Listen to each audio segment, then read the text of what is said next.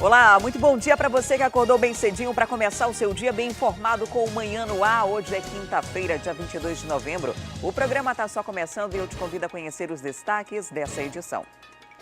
Paralisação de rodoviários deixa mais de 200 mil pessoas sem ônibus.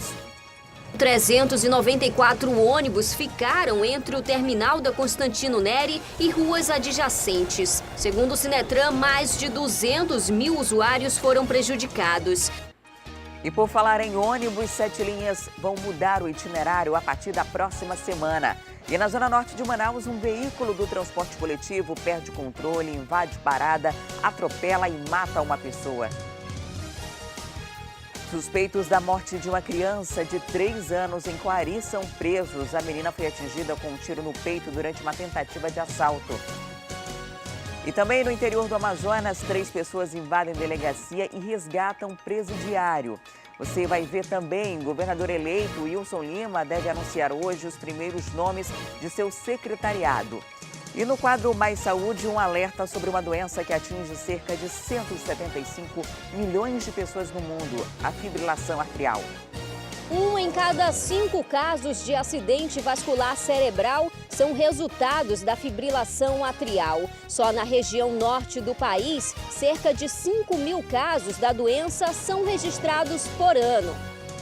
Isso e muito mais a partir de agora. Amanhã no Ar, seu dia começa aqui.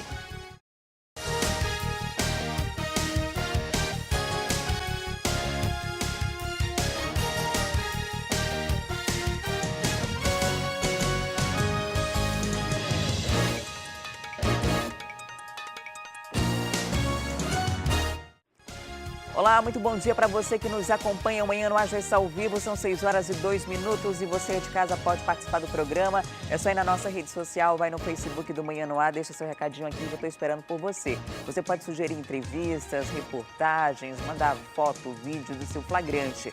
Nós também já estamos ao vivo no aplicativo A Crítica Play. Se você ainda não tem, dá tempo de baixar. Ele está disponível nos sistemas Android e iOS. E por lá você acompanha toda a nossa programação ao vivo em qualquer lugar do mundo. E atenção, você que está saindo de casa e vai usar a Avenida Constantino Neri.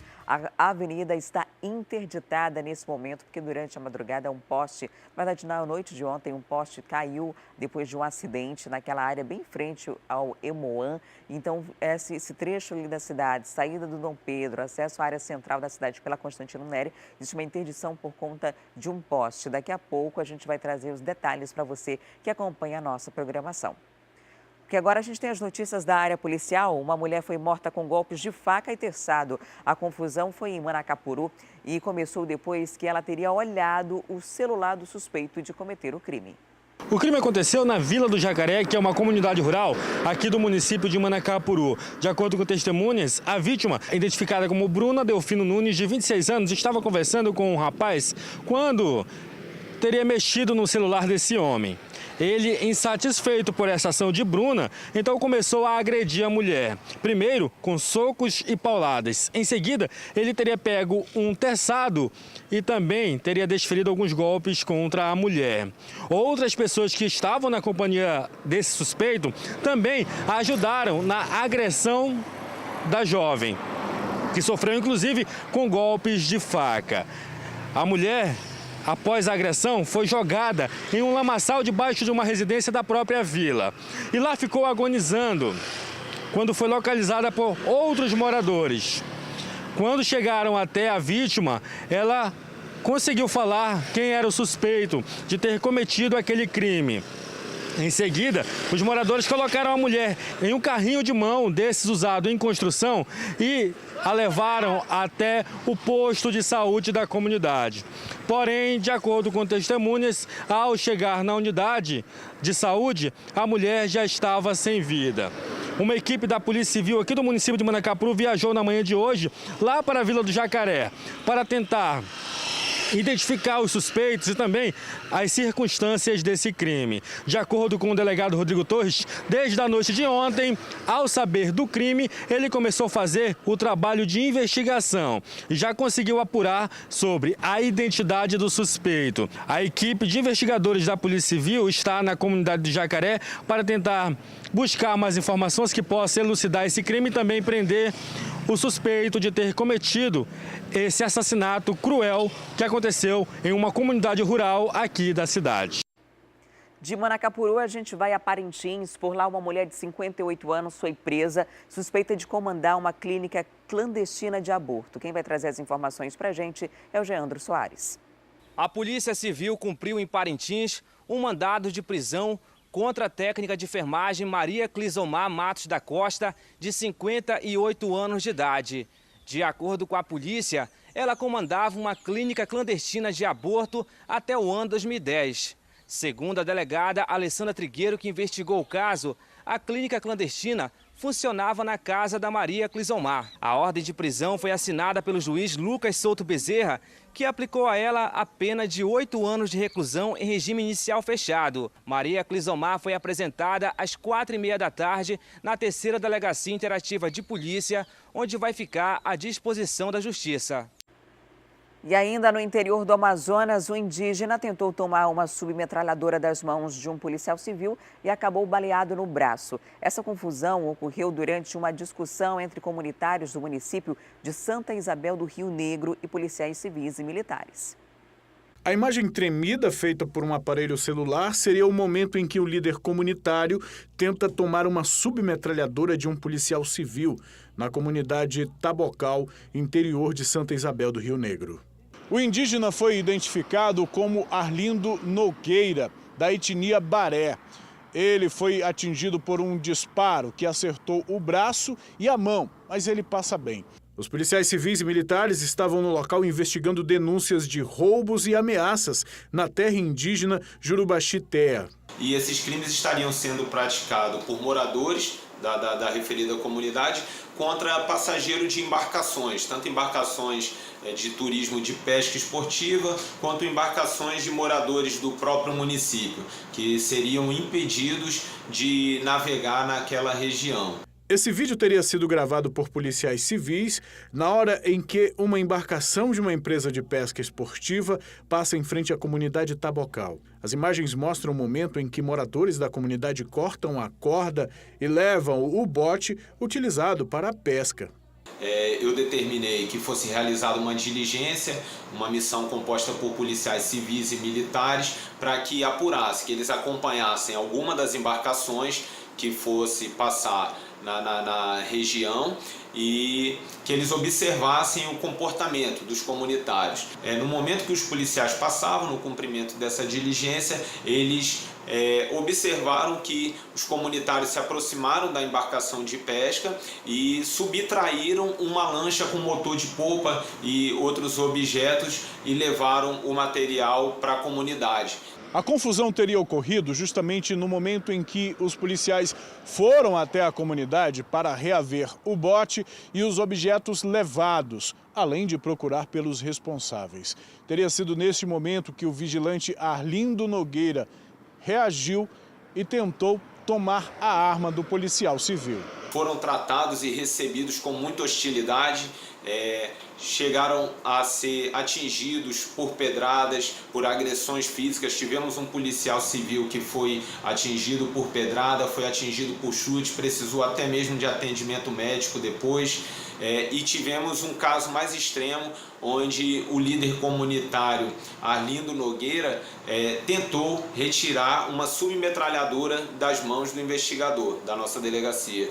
Então o investigador relutou ali, agindo em legítima defesa, travou um embate com o líder comunitário.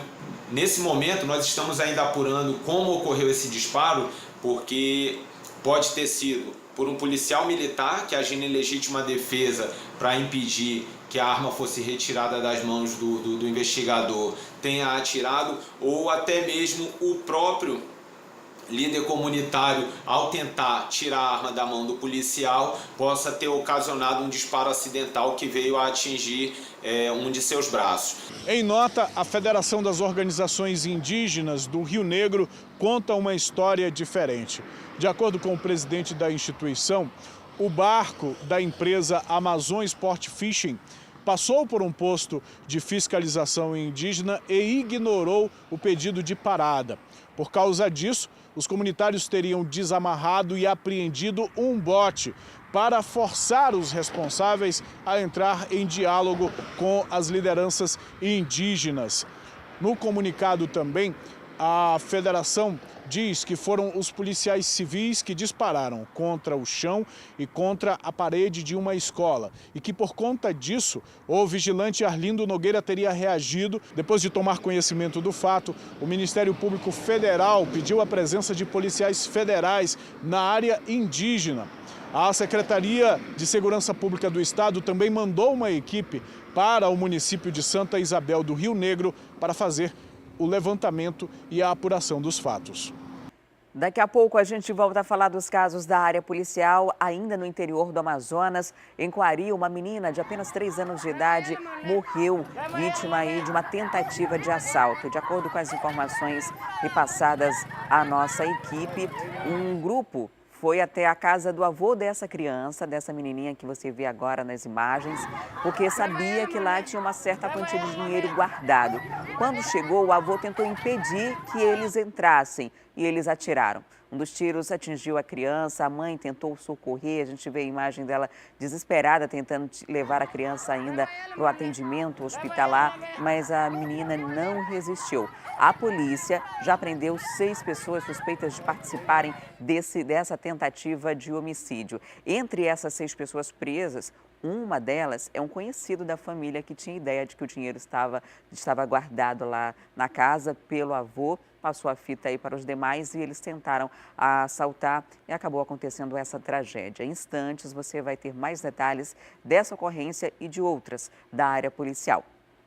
Porque aqui em Manaus, na manhã de ontem, os alunos da Escola Municipal Rosendo Neto enfrentaram momentos de tensão. Ocorreu um princípio de incêndio, os bombeiros foram acionados. A corporação constatou que o fogo foi devido a um curto-circuito. 2 no-breaks superaqueceram. As chamas foram controladas e não houve vítima. Os alunos foram liberados e devem voltar às atividades normais hoje. Em nota, a Secretaria Municipal de Educação informou que a equipe de infraestrutura já está no local para fazer os reparos necessários.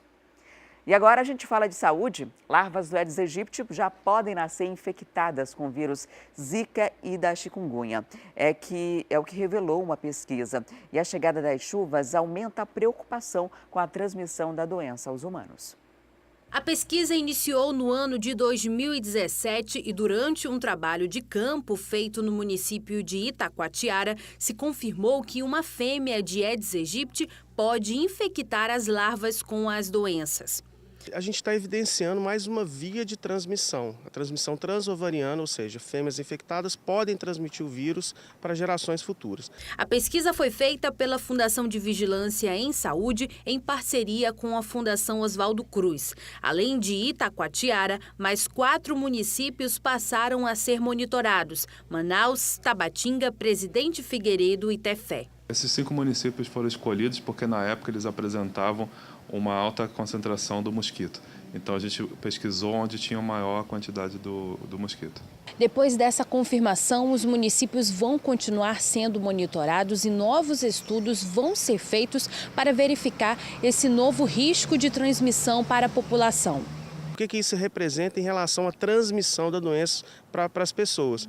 Então, assim, são outros estudos que precisam ser desenvolvidos, mas mostra essa evidência extremamente importante, principalmente para o meio científico. Segundo a FVS, houve uma redução dos casos da doença no estado. Até outubro deste ano, foram notificados mais de 7.500 de dengue, 170 casos de chikungunya e 657 de zika. Com a volta do período chuvoso, a Fundação alerta para os cuidados com os criadouros do mosquito.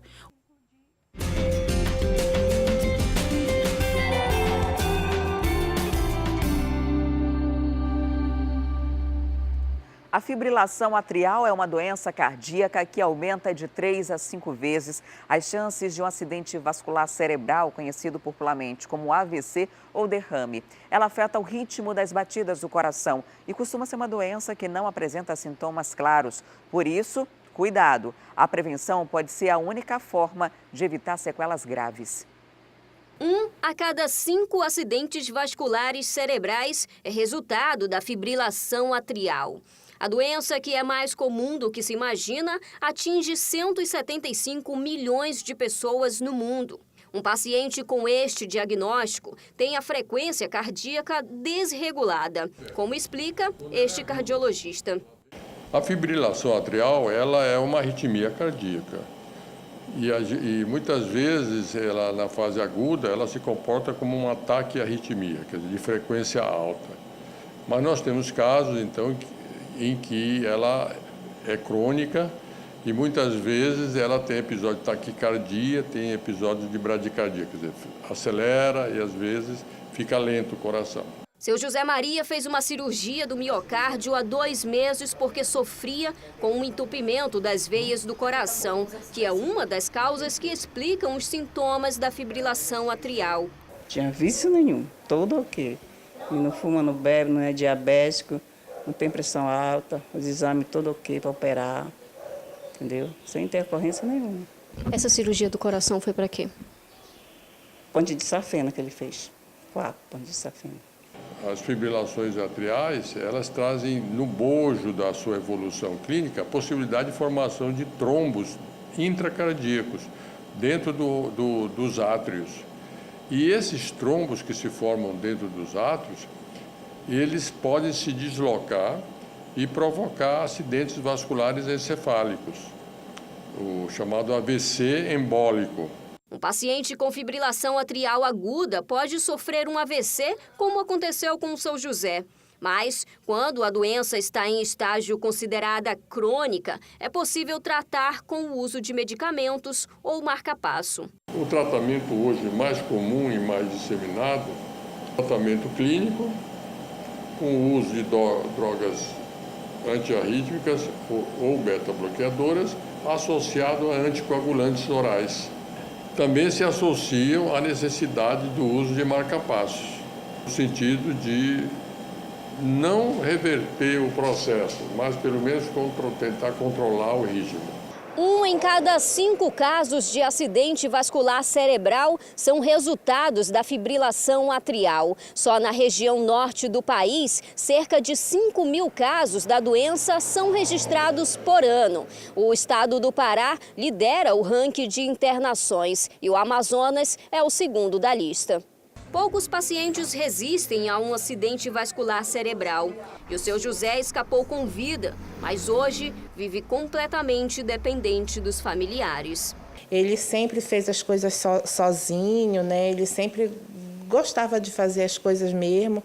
E o psicológico dele está muito abalado, muito assim abatido. Ele está depressivo porque ele queria mesmo era andar. Amanhã é o Dia Nacional do Doador de Sangue, mas durante toda a semana, os hemocentros do país aderem à Semana Nacional do Doador. Aqui no Amazonas, o Hemoan tem uma programação especial. A ideia é conseguir atrair mais doadores voluntários. 8 minutinhos na poltrona, um lanche reforçado e o Ronald comemora mais uma doação de sangue. É muito gratificante para mim vir doar e saber que vou ajudar no máximo aí 4 pessoas. Ele é um entre as dezenas de voluntários que têm comparecido ao Hemoan durante a Semana Nacional do Doador de Sangue. O dia voltado aos doadores no Brasil é comemorado no próximo dia 23. Com o objetivo de captar também novos doadores, de incentivar a população a comparecer ao Hemoan e prestar esse gesto de solidariedade e amor. Logo no primeiro dia da semana, o Hemocentro conseguiu um número recorde de bolsas de sangue. Foram 233 doações, mas o número ainda está longe do ideal, principalmente por causa da grande quantidade de transfusões. Nossa necessidade, a necessidade dos pacientes por transfusão sanguínea, ela é contínua. Todos os dias tem alguém necessitando de transfusão de sangue nos hospitais. Para ser um doador de sangue, basta ter boa saúde, pesar acima dos 50 quilos, ter idade entre 16 e 69 anos e estar bem alimentado. O Roberto, doador desde 2004, veio mais uma vez garantir a doação. Sim, a gente se sente bem, né? Sabendo que está ajudando as pessoas. Eu, por exemplo, muita gente ajudou minha mãe e hoje em dia eu posso ajudar outras pessoas, né? E agora a gente vai para um rápido intervalo e na volta vamos mostrar a paralisação do transporte coletivo. Milhares de pessoas ficaram sem ônibus ontem à tarde. E ainda nessa edição a gente mostra a invasão da delegacia de Nova Olinda do Norte. Os suspeitos tentaram resgatar um detento. Em instantes você acompanha os detalhes.